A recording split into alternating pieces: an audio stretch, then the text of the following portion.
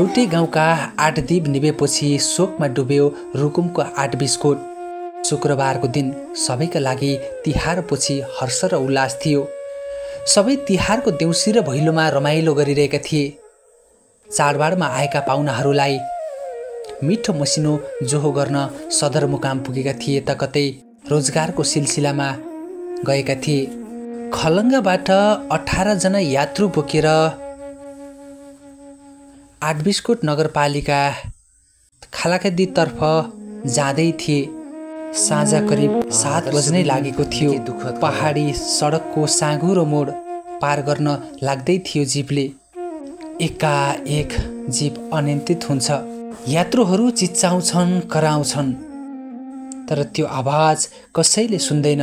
कसैले पानी पानी भनिरहेका थिए त कसैले परमेश्वरको नाम लिइरहेका थिए त कसैले भगवानको नाम जपिरहेका थिए।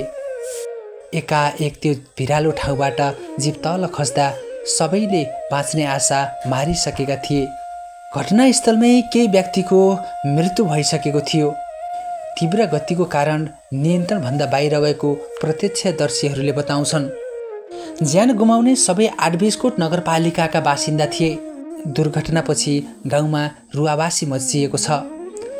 मृतकहरूमध्ये केही विद्यार्थी थिए, केही कामको सिलसिलामा खलङ्गा गएका थिए। स्थानीय बासिन्दा रामबहादुर ओलीका अनुसार साँझको समयमा गाउँमा खबर आइपुग्दा सबै सडकतिर दौडिरहेका थिए।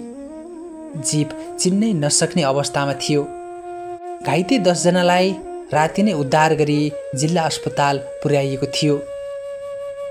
तिनीहरूमध्ये केहीको अवस्था गम्भीर थियो। प्रहरी नायक उपरीक्षक धर्मराज गिरीका अनुसार दुर्घटनाको कारण प्रारम्भिक रूपमा सडकको अवस्था र जीपमा बढी भार भएको हो भन्ने अनुमान गरिएको छ, तर थप अनुसन्धान भइरहेको छ।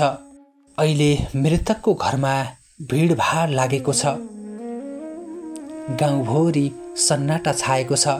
जहाँ हिजो हाँसिलो अनुहार भएका युवाहरू आज तस्बिरका रूपमा झुन्डिएका छन्। स्थानीय शिक्षक मानबहादुर बुढा भन्छन्, हाम्रो गाउँले एकै दिन 8 जना ज्यान गुमायो, त्यो पनि सबै युवा युवती। त्यो पीडाको शब्द व्यक्त गर्न सकिँदैन। रुकुमको पहाडी भूगोल, साँघुरो सडक र कमजोर सुरक्षा मापदण्डबीच यो एउटा अर्को दुःखद उदाहरण बनेको छ। अहिले बाफीकोट र 8 बिस्कुटका गाउँहरू शोकमा डुबिरहेका छन्। एक जीपले गाउँका 8 सपना लत्ताएर गयो। मृतकप्रति हार्दिक श्रद्धाञ्जली।